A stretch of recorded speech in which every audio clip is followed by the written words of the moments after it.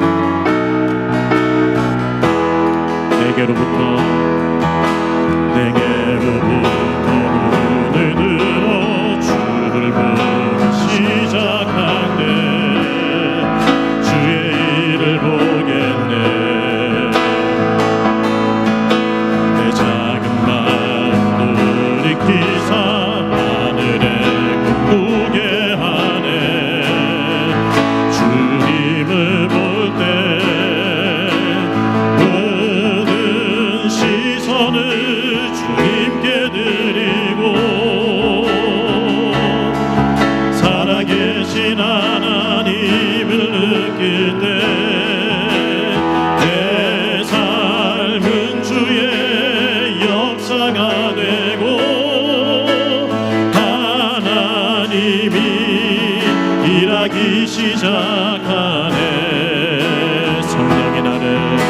성령이 나를 변화시켜 모든 두려움 사라질 때 주의 일을 보겠네. 광대한 땅 가운데서 주님 마음 알게 되리. 주님을 볼 때 모든 시선을 주님께 드리고 전능하신 하나님을 느낄 때 세상은 주의 나라가 되고 하나님이 일하기 시작한 모든 시선을 주님께 드리고 전능하신 하나님을 느낄 때 세상은 주의 나라가 되고 하나님이 일하기 시작 모든 시선을 주님께 드리고 전능하신 하나님을 느낄 때 세상은 주의 나라가 되고 하나님이 일하기 시작하네. 이 시간 기도하실 때 오늘 우리 예배가 영과 진리로 드리는 참 예배 되게 하여 주옵소서. 말씀 가운데 역사하시는 성령께서 우리 마음을 감화 감동하시고 주 안에서 참된 평안과 위로를 누리게 하여 주옵소서. 무엇보다 받은 은혜 응답하는 삶을 통해 주님께 영광 돌리게 하여 주옵소서. 말씀 문가하신 담임 목사님 성령의 능력으로 붙잡아 주옵소서. 함께 간절히 기도하겠습니다. 기도하시겠습니다. 사랑하는 주님하신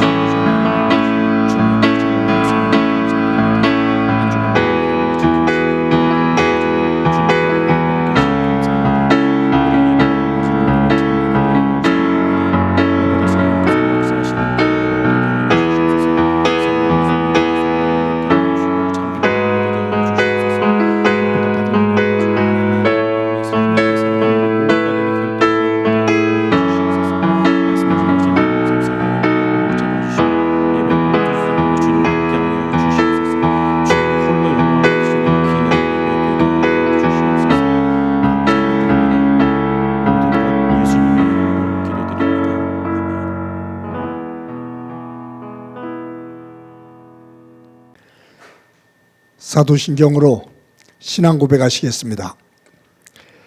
나는 전능하신 아버지 하나님 천지의 창조주를 믿습니다.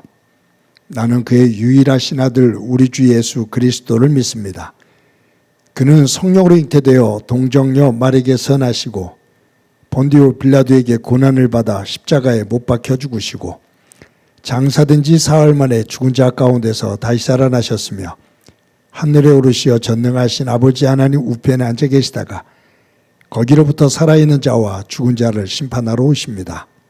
나는 성령을 믿으며 거룩한 공교회와 성도의 교제와 죄를 용서받는 것과 몸의 부활과 영생을 믿습니다. 아멘. 찬송가 95장 부르시겠습니다.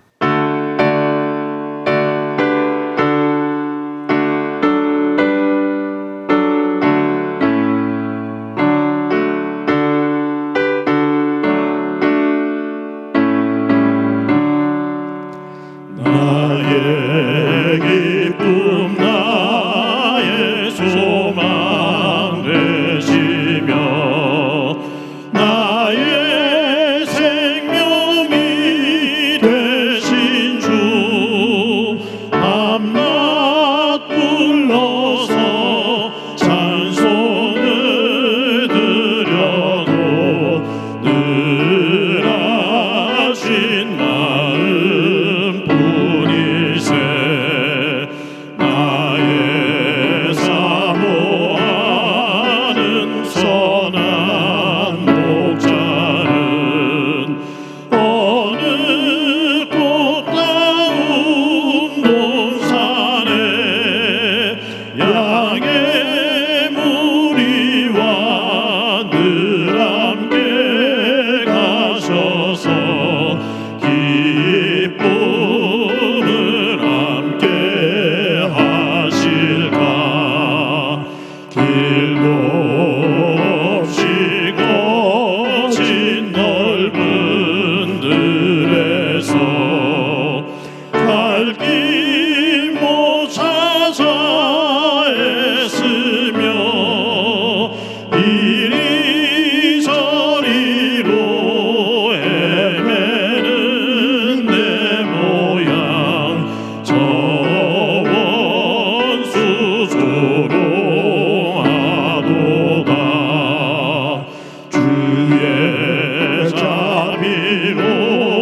자비롭고와 평안 얼굴 모든 천사도 반기며 주의 놀라움 진리의 말씀에 전지가 와답하도다. 나의 진정 사모하는 예수님 음성조차도 반갑고 나의 생명과 나의 삶 소망은 오직 주 예수 뿐일세.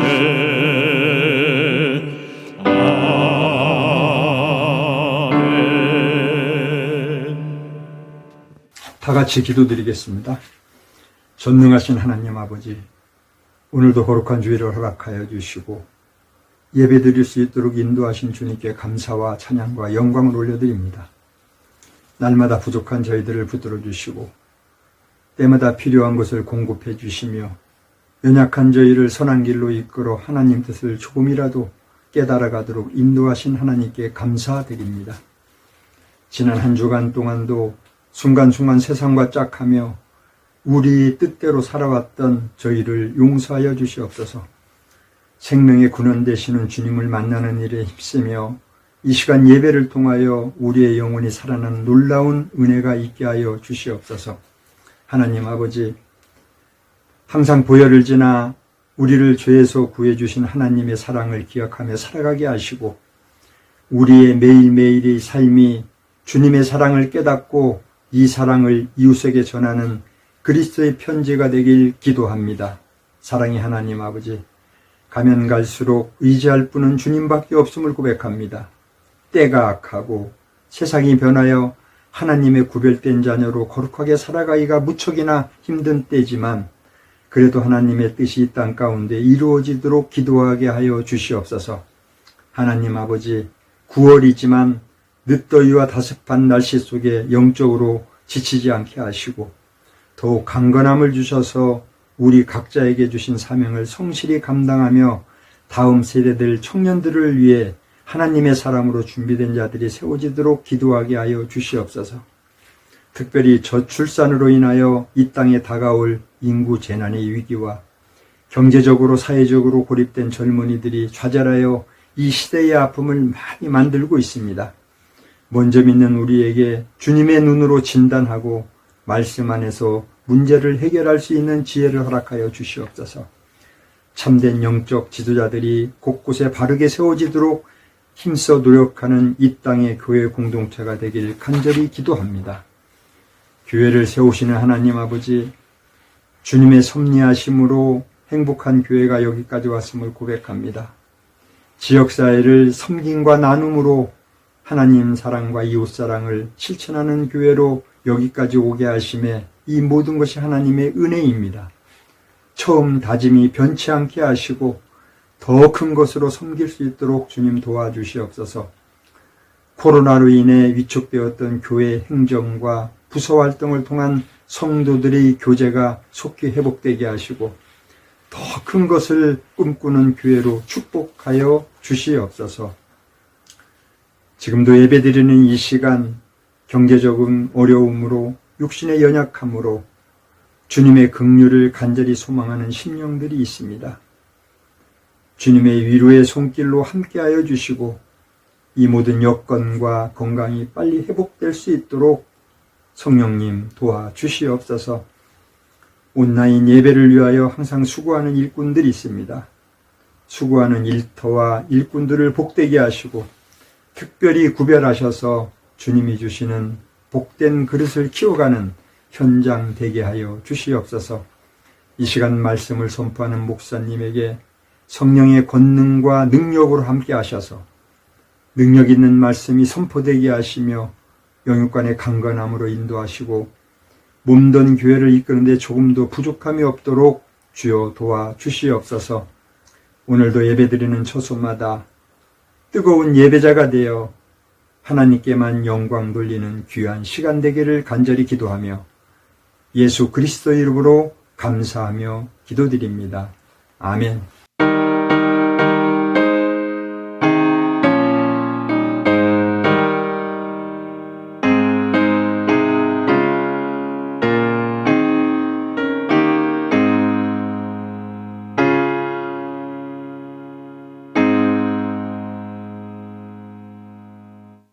이 시간 하나님께서 우리들에게 주시는 말씀은 야고보서 2장 10절부터 13절까지의 말씀입니다.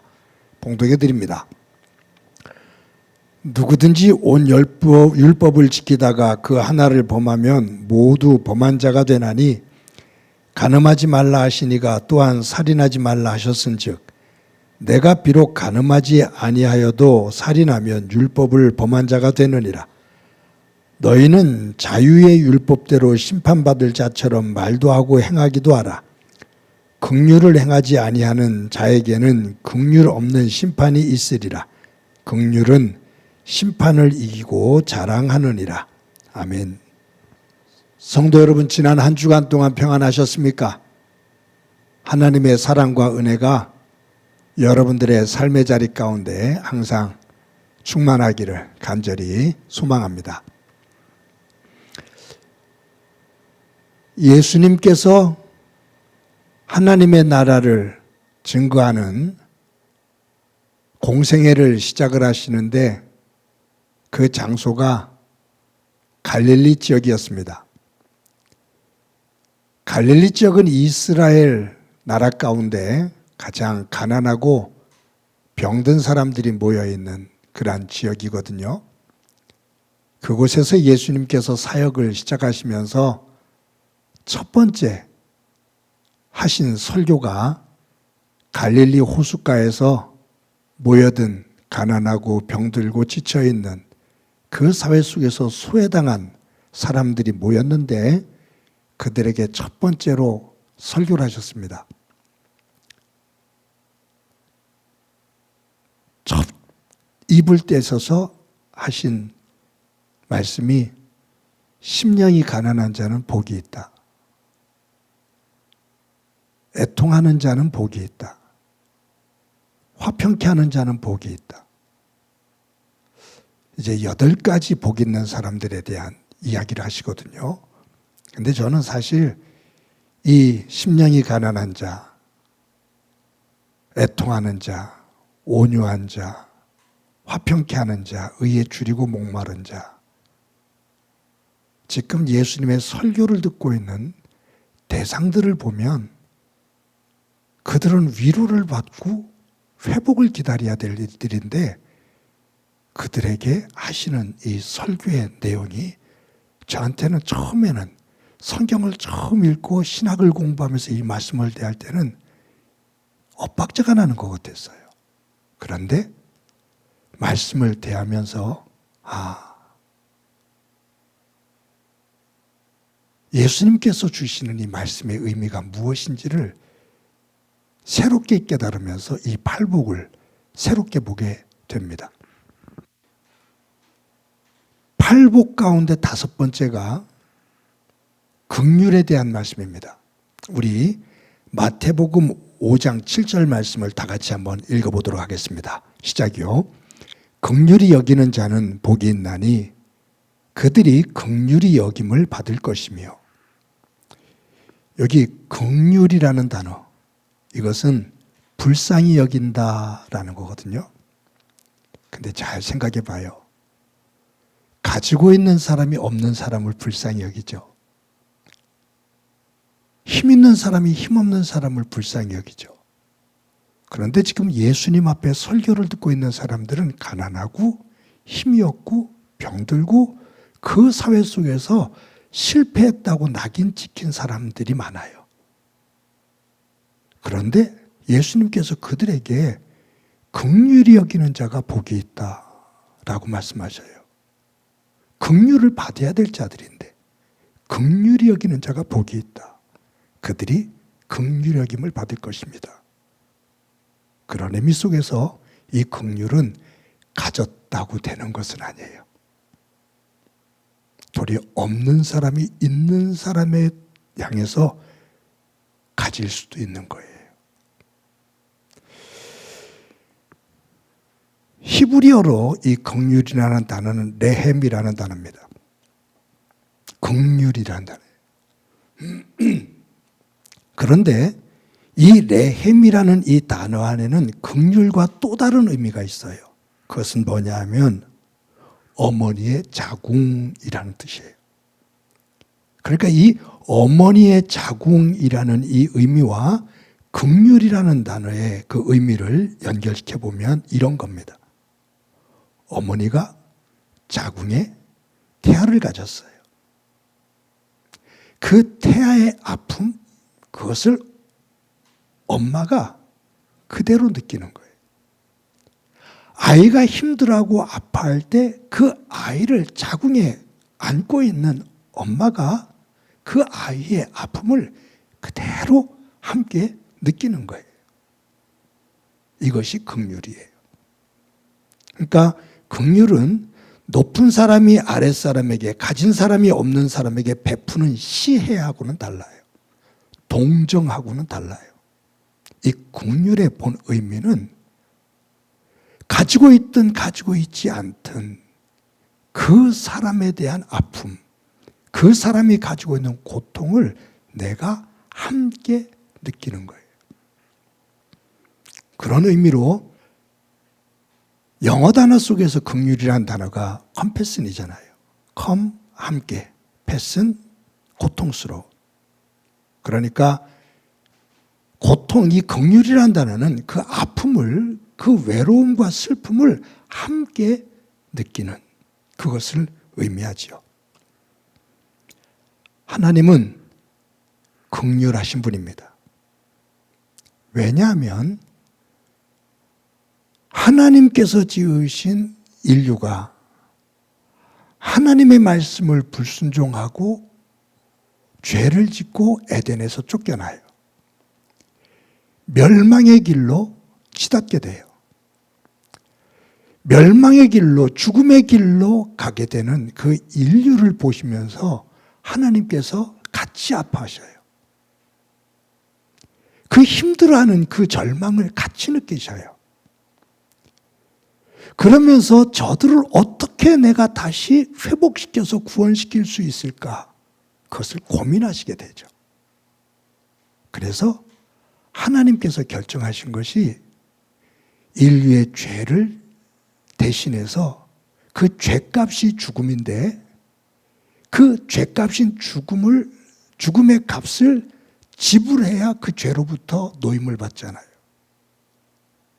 하나님께서 선택하신 방법은 당신의 하나밖에 없는 아들을 내어주셔서 그 아들인 예수님이 인류의 죄를 대신해서 그 절망과 고통의 죽음을 대신 죽어주는 거예요. 그러니까 하나님께서 타락해서 멸망으로 치닫고 있는 인류를 긍휼히 여기시는 그 아픔이 무엇으로 함께 됐냐면 당신의 아들을 내어주는 아픔이에요. 헌신이에요. 이것은 그냥 단순히 내가 가지고 있는 조금을 베풀어주는 동정이나 시혜를 훨씬 뛰어넘는 그가 내 안에, 내가 그 안에 있는.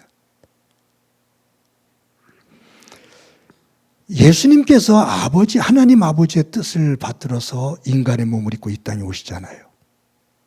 죽기까지 낮아지십니다. 그러면서 예수님께서 하나님 아버지의 뜻을 받들어 아버지가 가지고 계신 인류를 향한 긍휼한 마음을 가지고 예수님께서 그 긍휼한 마음으로 인류를 대하시죠. 병든 자, 가난한 자, 창녀, 세리, 죽어 슬픔 속에 있는 이들, 그들을 함께 긍휼로 함께 품으셔요. 그러면서 십자가에 달려 돌아가실 때 엘리 엘리 라바 사박다니, 하나님 하나님 어찌하여 나를 버리시나이까. 이것은 인류가 죄로 인해 멸망의 길에 들어가면서 죽음의 고통 속에서 외치는 그 외침을 예수님께서 그 죽음을 대신 지시면서 그 고통을 예수님께서 외치시는 긍휼의 외침이에요. 예수님께서 십자가를 지고 돌아가실 때 하늘이 어두워졌습니다. 그때 일어났던 현상들을 성경을 읽어보면 하늘이 어두워지고 천둥과 번개가 치고 땅이 갈라지고 이런 현상들이 일어나죠. 사람들이 그런 현상 속에서 깜짝 놀라요. 저는 예수님께서 운명하신 십자가 위에서 돌아가실 때 하늘이 어두워지고 천둥이 치고 번개가 치고 땅이 갈라지고 하는 이러한 현상을 그냥 자연현상으로만 보는 것이 아니라 저는 그것을 무엇으로 느끼냐면 당신의 아들 예수가 인류의 죄를 대신해 십자가에 죽는 그 고통의 죽음을 하나님께서 함께 그 고통을 느끼시는 이 긍휼, 아들의 고통을 함께 느끼시는 이 고통, 이것이 하늘이 어두워지고 천둥과 번개와 지진이 나는 이 현상으로 표현되어졌다고 저는 봐요. 하나님의 긍휼입니다. 여러분, 예수님께서 활동하실 때 그 시대는 로마라는 나라가 전 세계를 제패할 때입니다. 로마가 전 세계를 지배하는 로마 제국입니다. 로마가 전 세계를 지배할 때 그들이 가지고 있었던 가장 중요하게 여겼던 가치가 뭐냐면 정의와 용기예요. 그들은 세계를 제패하면서 주변엔 많은 나라들과 전쟁을 하면서 그들을 이겼습니다. 끊임없이 전쟁을 하고 그 전쟁에서 이겨야만이 승자가 되고 승자가 돼야만이 전 세계를 지배하게 됩니다. 전쟁에서 승리자가 되려면 적군을 죽여야 됩니다. 무자비하게 죽여야 됩니다. 적들을 단번에 제압을 해갖고서 절대적으로 다시 일어설 수 없도록 짓눌러야 됩니다. 그래야 절대 강자가 될 수가 있습니다. 그래서 절대 강자는 굉장히 잔인합니다. 절대 강자가 되고 어느 누구도 자기에게 범접할 수 없도록 자기 말이 곧 그대로 되어지기를 원하는 사람들의 그 속성 안에는 굉장히 잔인함이 있습니다. 누가 고개를 들면 그 꼴을 못 봐요. 자기에게 대적해서 말 한마디를 하면 그 꼴을 못 봐요. 그래서 이 사람들은 정의와 용기는 자기 앞에 모두가 고개를 숙일 때 그것이 정의고 그것이 힘입니다. 로마 제국은 자신들이 세계를 지배하는 이것을 정의로 여겼고 이것을 이룰 수 있는 힘을 용기라고 말했습니다. 그래서 이들은 이 로마를 중심으로 한 정의와 용기를 가지고 세계를 지배해가요. 이런 사고를 가지고 있는 로마인들에게 긍휼이라는 것은 있을 수가 없습니다. 왜냐하면 적군에게 긍휼을 가지면 절대 강자가 될 수가 없어요. 긍휼을 갖는 사람은 상대방을 짓누를 수가 없어요. 그래서 로마인들은 긍휼이라는 단어를 영적인 질병이라고 말했습니다. 그들은 상대방 적을 향해서 긍휼한 마음을 가지고 있는 것은 영혼의 질병이다. 적에게는 긍휼이라는 것을 가져서는 안 된다. 무자비한 힘을 가지고 그들을 물리쳐서 내 세계를 만들어야 된다라는 거예요. 그러한 로마의 그러한 힘의 논리를 가지고 팍스 로마를 할 때, 평화의 로마 할 때는 거기에는 무자비한 힘, 누구도 고개를 들 수 없는 절대적인 힘을 가지고 눌러놓은 그 평화예요. 그러니까 이거 사실 평화가 아니죠. 힘으로 눌러놓은 거죠. 이 힘을 가지고 누르고 긍휼을 영혼의 질병으로 여기고 있는 그 로마 제국의 지배하에서 예수님께서 공생애를 시작하시거든요. 그런데 예수님의 첫 번째 설교 가운데 5번째의 주제가 긍휼히 여기는 자는 복이 있다. 긍휼을 강하게 거부하며 질병으로, 영혼의 질병으로 여기고 있는 그 세상의 복판에서 말씀을 증거하면서 긍휼히 여기는 자는 복이 있다. 긍휼히 여기는 자가 긍휼히 여김을 받게 될 것이다 라고 선포하셔요. 굉장히 조용한 메시지지만 강력한 힘입니다. 그 힘의 논리 속에서 긍휼을 질병으로 여기는 그 세상 복판에서, 아니, 그 힘보다 긍휼이 더 힘이 있어, 거기에 생명이 있어 라고 선포하시는 거예요.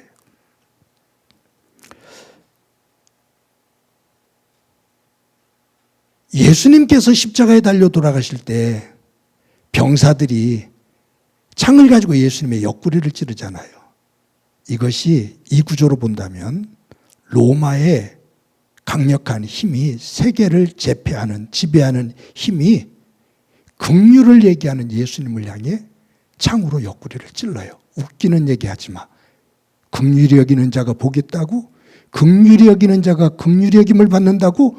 웃기는 얘기하지 마라 하면서 그 창을 가지고, 힘의 논리를 가지고 있는 이들이 옆구리를 푹 찔러 죽여요. 그때 예수님께서 그들을 향해서 이렇게 기도하셔요. 하나님 아버지, 저들이 하는 짓을 알지 못하니 저들을 용서해 주옵소서. 저들이 하는 짓을 알지 못하고 하니 저들을 용서해 주옵소서. 죽음 순간까지도 긍휼이에요. 그런데 하나님께서 그 죽음을 부활로 세우셔요.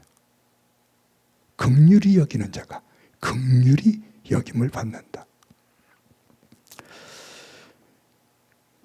야고보는 이 야고보서 2장에서 지난주에 말씀을 나눴죠. 하나님의 사람들은 다른 사람들을 차별하면서 살지 마라.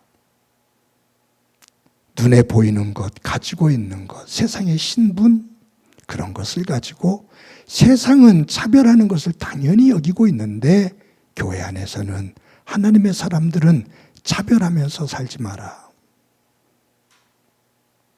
그러면서 하는 얘기가 뭐냐면 사람들을 차별하지 않고 한 마음을 가지고 살아가려면 너희들이 긍휼한 마음을 가져야 된다. 예수님의 마음을 가지고 살아야 된다. 그 말이에요. 믿음 안에서 이러한 삶을 살기 위해서 우리가 품어야 될 것, 긍휼이라고 말하면서 오늘 본문 13절에서 이렇게 말씀합니다. 우리 13절 말씀 다 같이 한번 읽어보도록 하겠습니다. 시작이요. 긍휼을 행하지 아니하는 자에게는 긍휼 없는 심판이 있으리라. 긍휼은 심판을 이기고 자랑하느니라. 여러분 오늘 본문에서 율법에 대한 얘기가 앞에 나와요. 잠깐. 간음하는 자, 또 살인하는 자. 그러니까 율법을 가지고 어떤 사람은 2개를 지켰고 나는 5개를 지켰어요. 세상적으로 보면 율법 가운데 5가지를 지킨 사람이 2개를 지킨 사람보다 훨씬 우월하죠. 그런 생각을 갖죠. 그래서 그것을 가지고 남을 비난해요. 저주하고요. 너는 2개밖에 못 지켰잖아. 난 5개나 지켰어. 그러니까 7개 지킨 사람이 나는 7개 지켰는데 너 5개 갖고 자랑하냐? 그러니까 남들보다 조금 난 사람이 자기보다 조금 낮은 사람, 못한 사람을 비난하는 거예요. 차별하는 거예요. 그때 야고보를 통해서 하나님께서 하시는 말씀이 네가 남들보다 조금 낫다고 그것을 가지고 남을 정죄하고 비난하고 차별하지 마. 남을 볼 때 그와 같은 심판의 눈을 가지고 바라보지 마. 그를 볼 때 긍휼의 마음을 가지고 봐. 그래야 네 잘난 맛에 교만해지지 않아. 그래야 네 허물을 네가 볼 수 있어.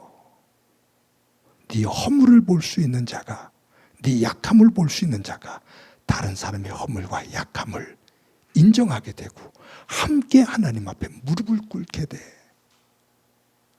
그 속에서 하나님의 사랑과 하나님의 긍휼하심을 함께 덧입게 돼.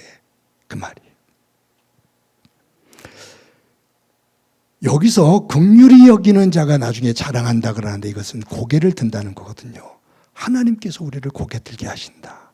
우리를 구원하신다. 그 말이죠.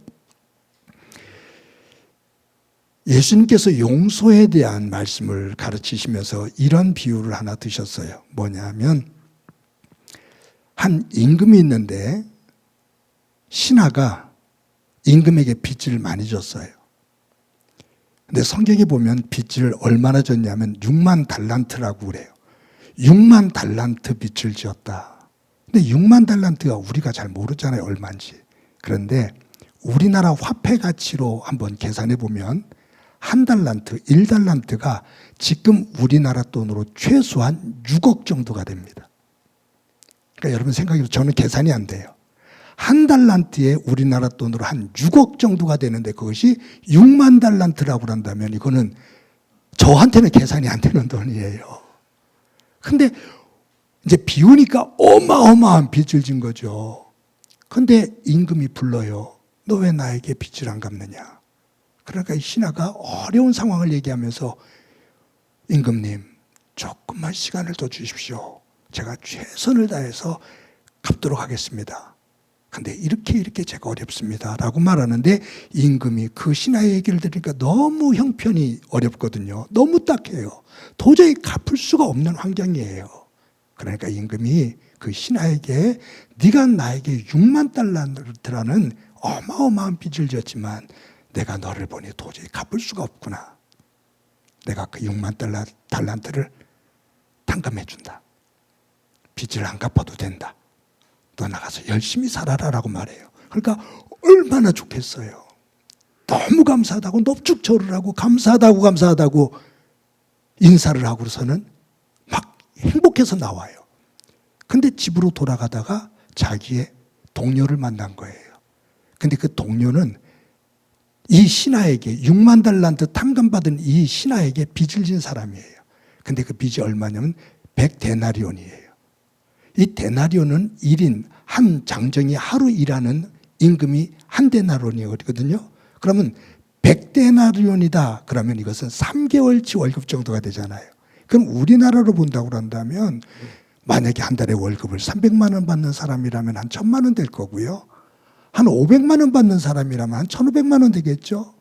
만약에 많이 받아서 한 1000만 원 받는다고 한다면 한 3000만 원 정도 될 거예요. 그런데 이 6만 달란트를 탕감을 받은 어마어마한 그 빚을 탕감을 받은 이 신하가 100데나리온 빚진 사람을 만나서 멱살을 잡으면서 너 왜 나에게 빚을 안 갚아? 라고 윽박을 지르면서 너 갚을 때까지 너 감옥에 가둬둘 거다. 그러고 감옥에 가둬요. 근데 그 이야기를 다른 신하들이 거기서 보고 그 이야기를 왕에게 가서 고합니다. 왕이요. 당신이 6만 달란트라는 어마어마한 빚을 탕감해 줬는데 그 신하가 바깥에 나가서 100데나리온 빚진 사람을 윽박지르고 두들겨 패고 감옥에 가둬버렸습니다. 그러니까 임금이 그를 들어오라 그래라. 그래서 그 신하가 들어와요. 내가 너에게 6만 달란트를 탕감해 줬는데 너는 너에게 고작 100데나리온 빚진 사람을 탕감해 주지 못하고 두들겨 패서 감옥에 가두느냐. 내가 탕감해 준 건 다시 회복한다. 빚을 갚아라. 못 갚으면 너 죽게 된다. 그러면서 예수님께서 하시는 말씀이 뭐냐 하면 너희가 각각 마음으로 형제를 용서하지 아니하면 너희 하늘 아버지께서도 너희에게 이와 같이 하시리라. 내가 하나님으로부터 용서를 받았는데 하나님의 아들을 죽이시면서까지 내 죄를 용서해 주셨고 내가 그것을 깨닫고 너무너무 감사한데 살면서 나에게 조그만 것 하나 서운하게 하고 나한테 조그만 것 손해를 끼쳤다고 그것을 용서하지 못하고 득달처럼 달려들어서 그를 억압하고 그를 비난하고 그를 저주한다면 하나님으로부터 용서받은 너의 용서의 의미가 사랑이 무엇냐 그 말이에요. 하나님으로부터 입은 긍휼이 어디로 흐르고 있느냐 그 말이에요.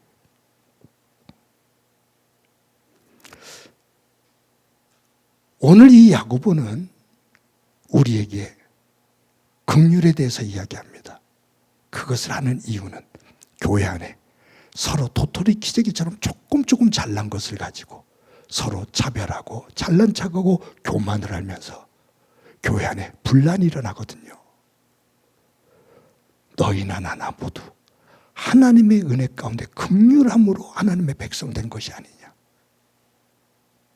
그런데 하나님 안에서는 동일한 하나님의 백성으로 부름을 받았는데 왜 그 속에서 나는 이것이 너보다 나, 이것이 너보다 나는 더 나 라는 조그만 것을 가지고 차별하고 억압하고 당을 짓고 이러한 무질서한 은혜를 까먹는 삶을 사느냐.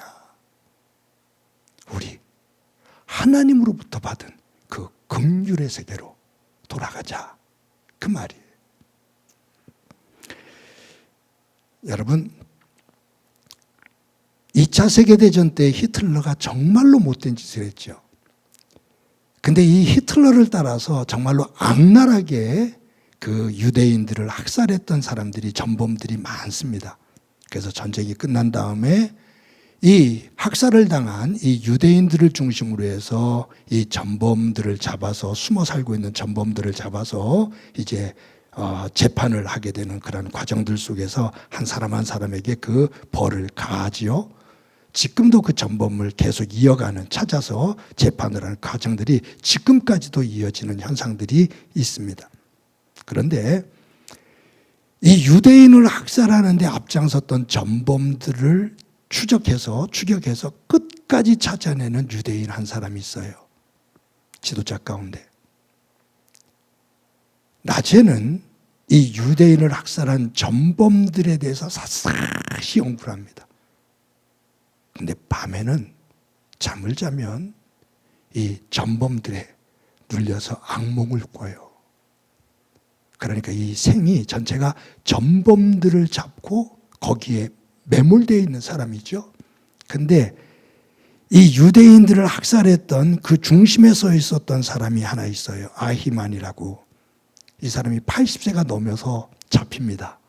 숨어서 살다가 이름도 바꾸고 그래서 살다가 잡혀요. 그래서 재판을 받게 됩니다. 근데 이 아히만이 재판을 받을 때 이 전범들을 추적하고 그렇게 하고서 재판을 꼭 이뤄나가는 이 사람이, 아히만이 사형 선고를 받는 그것을 보기 위해서 그 재판의 방청석에 앉아요. 아히만이 들어옵니다. 죄수복을 입고 들어옵니다. 그리고 재판장 앞에 앉게 돼요. 근데 그 과정 속에서 이 유대인 전범자들을 찾아서 재판에 넘기는 이 사람 한 20m 앞에 이 아히만이 앉아 있는데 그를 바라보고 있는 이 사람 마음속에 이상한 마음이 드는 거예요. 왜냐하면 60이 넘은 저 아히만이 유대인들을 그렇게 많은 사람들을 무차별하게 죽일 때 악마 같은 모습이었을 거라고 생각했거든요. 굉장히 건장하고 살기가 있고, 그런데 80이 넘은 쪼그라든 노인이 거기 쭈그리고 앉아서 자기에게 사형이 선언되어질 것을 두려워 발벌 떨고 불안해하고 있는 그 노인을 봐요. 그러면서 그 마음속에 무슨 생각이 드냐 하면, 머리로는 내 동족을 그렇게 무차별하게 죽인 사람은 당연히 죽어야 되라고 머리는 판단을 하고 있는데, 이 사람 마음속에 저렇게 나이가 많은 저런 노인이 그렇게 악한 일을 했다는 얘기야. 도리어 그 쪼그라들어서 재판장 앞에서 사형 선고가 떨어지는 그 순간까지 두려워 벌벌 떨고 있는 그 노인을 보면서 그 인간에 대한 연약함, 그것에 대한 연민을 나죠. 거기서 순간적으로 무언가 느끼면서 집으로 돌아옵니다. 오면서 그가 마음속에 있자. 저렇게 평생을 두려워 떨며 살아온 저에게 이제 사형을 선고하는 그 자체로 내가 보람을 느낄 이유가 있나? 잊자. 용서하자. 그런데 그날 저녁 때 집으로 돌아가 잠을 자는데 그 이후부터 밤에 잠을 잘 때 전범들에 의해서 악몽을 꿨던 그가 평안한 마음을 가지고 평안한 잠을 자요. 그때 그가 깨닫는 거예요. 내가 집착하는 것에 의해 내가 지배받는다. 결국 긍휼은 남에게 베푸는 거지만 사실은 그 긍휼한 마음을 품을 때 그것이 나에게 평화를 줍니다. 그것이 하나님의 법칙입니다. 내가 미움에 사로잡히면 그 미움의 분노가, 그 억울함이 내 안을 지배합니다. 결국 나를 무너뜨립니다.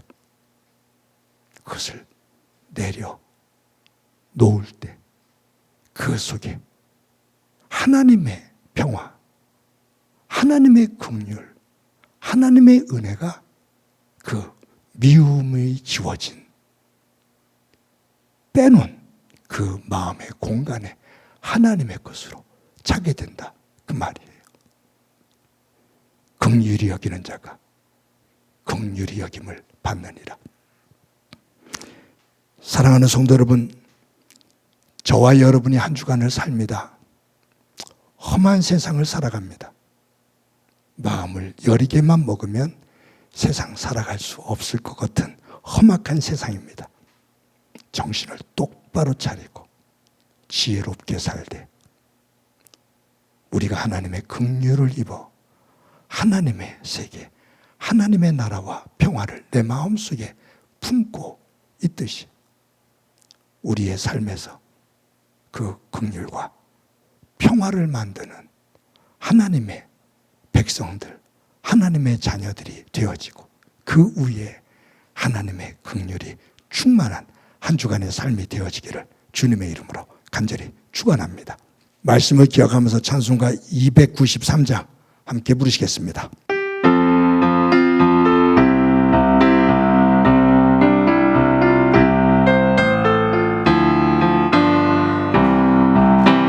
주의 사랑 미칠 때 기쁨오네 근심 걱정 물러가고 기쁨오네 기도하게 하시며 희미한 건 물리쳐 주의 사랑 미칠 때 기쁨오네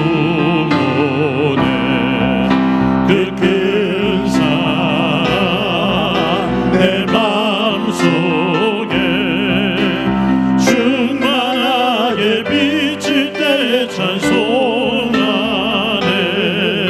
그 큰 사랑 내 마음속에 화평함과 기쁨 주네 그 큰 사랑 주의 사랑 비칠 때에 이 세상은 아름답고 활기차게 다 변하네 화평 중에 내 영혼 영광스런 새 생명 다시 찾게 되었네 그 큰 사랑 그 큰 사랑 내 마음속에 충만하게 비칠 때에 찬송하네 그 큰 사랑 내 마음속에 화평함과 기쁨 주네 그 큰 사랑 주의 사랑 비칠 때에 이 세상은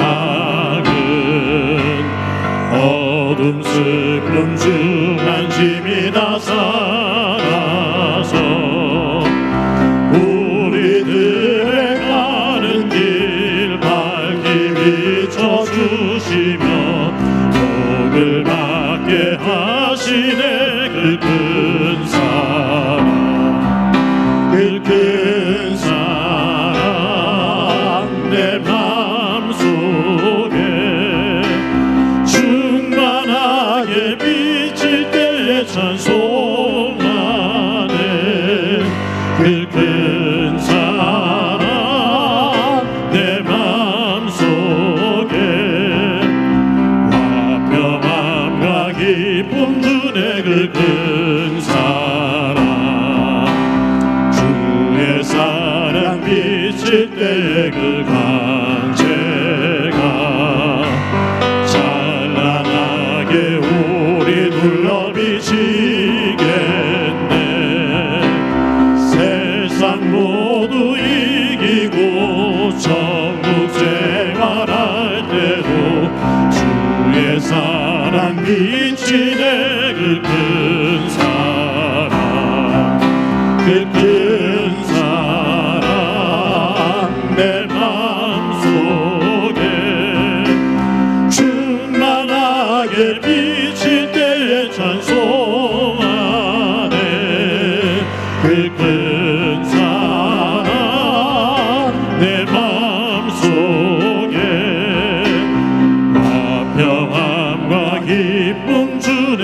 큰 사랑.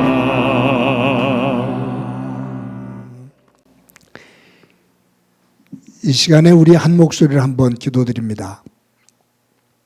기도하실 때 한 주간 동안을 살면서 미움과 분노, 불안과 두려움, 이것으로 채워진 마음으로 사는 삶이 아니라 하나님으로부터 얻은 그 은혜, 그 긍휼을 가지고 내 마음속에 감사와 기쁨, 격려와 위로의 삶을 살며 하루하루 그 믿음의 그릇 안에 하나님의 것, 하나님의 나라의 내용을 담으며 살아가는 소중한 삶 되도록 은혜 베풀어 주옵소서. 우리 한 목소리로 한번 기도드립니다. 하나님 아버지, 은혜를 감사합니다. 오늘도 주님 안에서 예배하며 하나님의 말씀 앞에 서게 하시는 것 감사합니다. 이 세상을 살아갈 때 거칠고 험하고 경쟁이 너무 치열해 살아남기 위해서는 악자까지 살아야 되는 그러한 세상인데 거기에 매몰되지 않기를 소망합니다.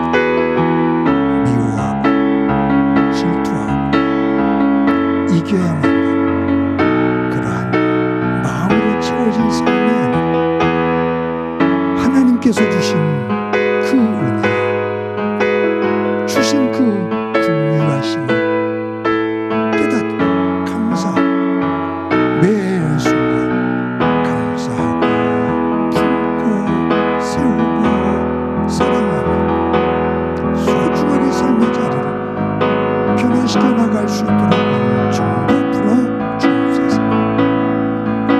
긍휼히 여기는 자가 긍휼히 여김을 받는다 말씀하신 그 말씀의 복판 속에서 하나님을 찬양케 하옵소서. 예수님의 이름으로 기도드립니다. 아멘. 하나님 감사합니다. 주일을 맞아 하나님 앞에 나와 예배할 수 있게 해주신 것 감사합니다. 또 저희들 예배 후에 한 주간을 살아갑니다.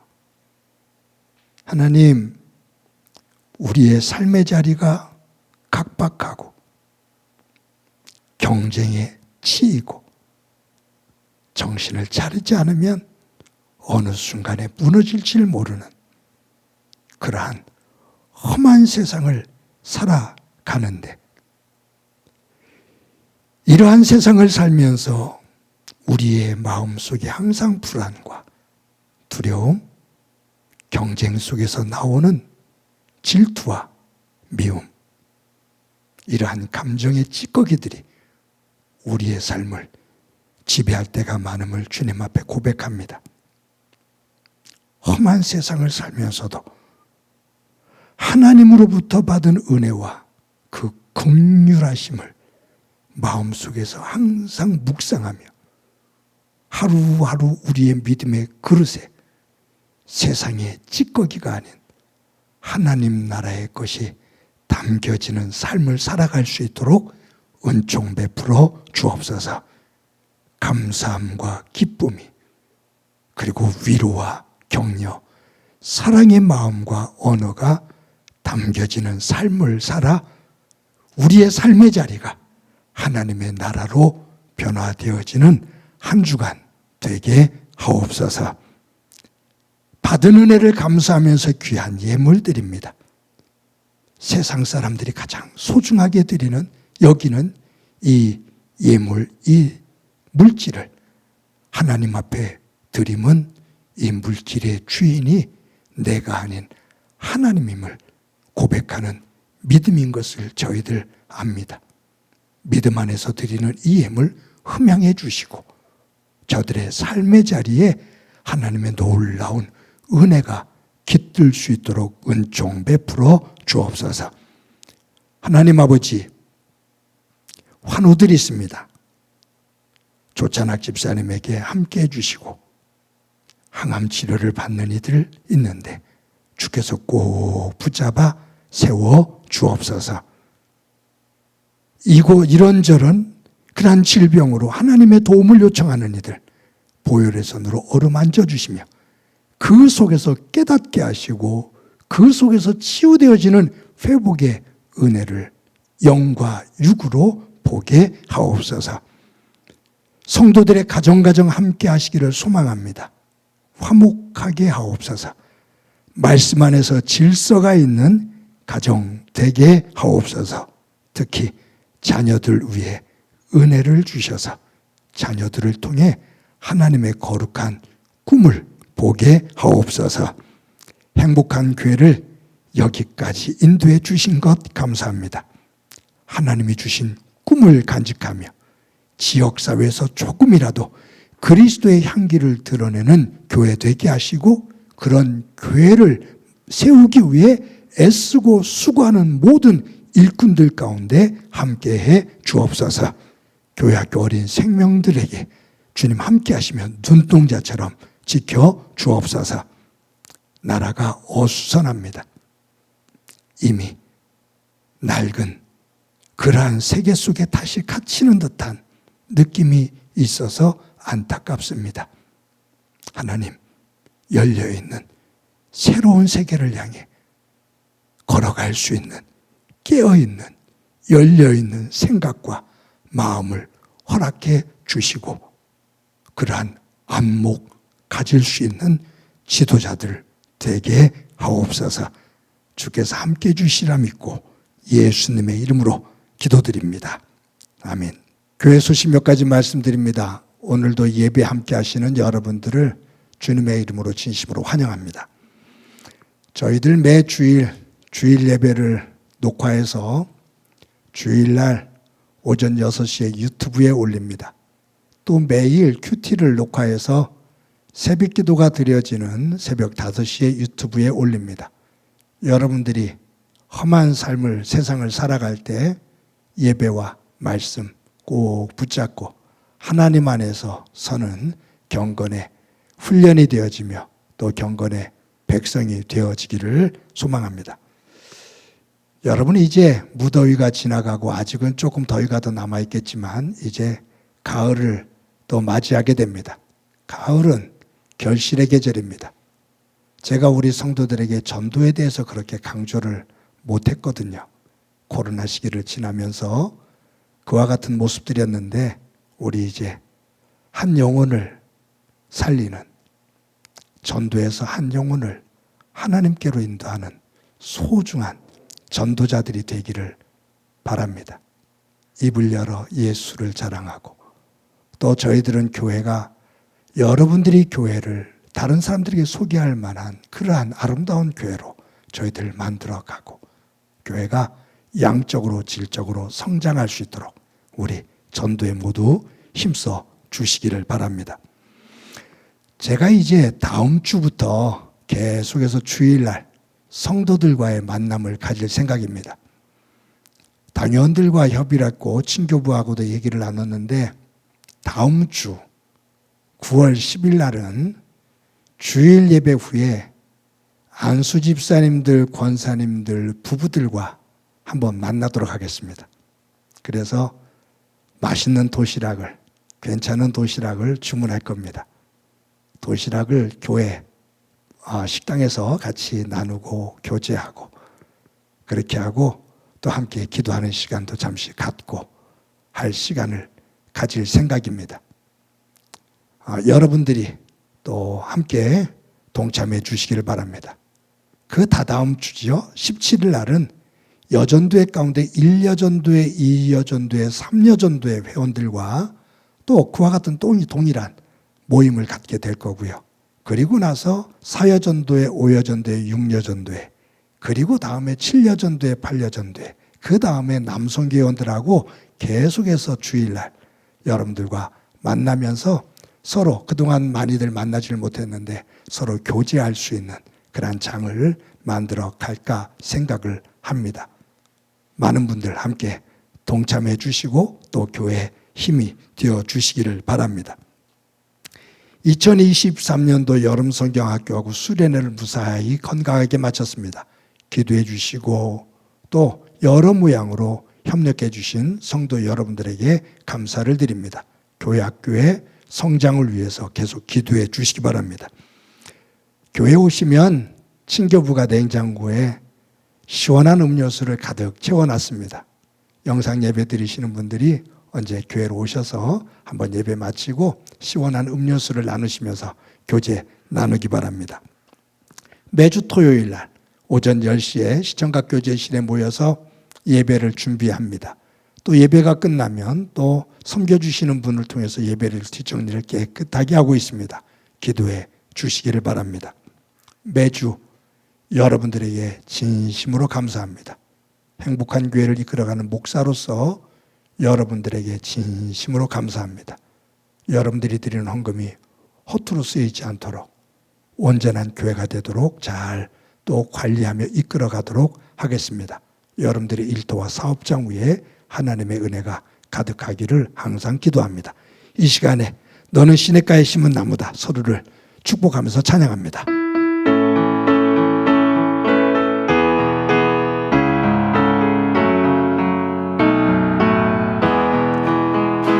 너는 시냇가에 심은 나무라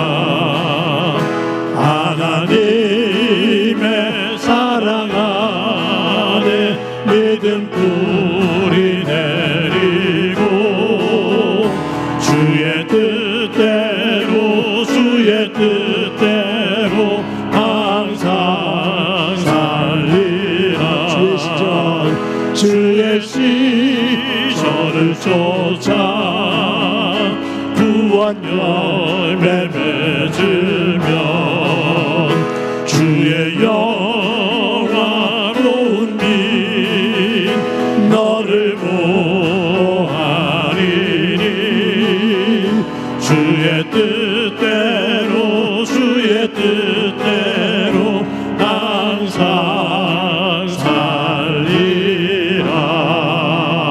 살리라. 이 시간에 나랑 친해지는 시간을 가집시다. 나를 꼭 안아주세요. 사랑한다. 잘 살아왔어. 잘 살아갈 거야. 옆 사람을 보면서 활짝 웃으면서 인사합시다. 사랑합니다. 더 키워서 인사합시다. 사랑합니다. 더 키워서 인사합시다. 사랑합니다. 한 주 동안 복되시기 바랍니다. 기도합니다. 이제는 우리 주 예수 그리스도의 은혜와 하나님 아버지의 극진하신 사랑과 성령님의 교통하시고 역사하시고 충만하심이 험한 세상에서 긍휼히 여기는 자가 긍휼함을 입는다고 말씀하신 그 말씀을 마음에 품고 하나님의 마음으로 이 어려운 세상을 하나님의 나라로 변화시켜 나가며 살아가기를 소망하는 사랑하는 성도들과 저들의 가정과 믿음의 공동체와 이 땅 위의 고통으로 눈물을 흘리고 있는 이들 위해 영원히 함께 하시기를 간절히 축원하옵나이다. 아멘.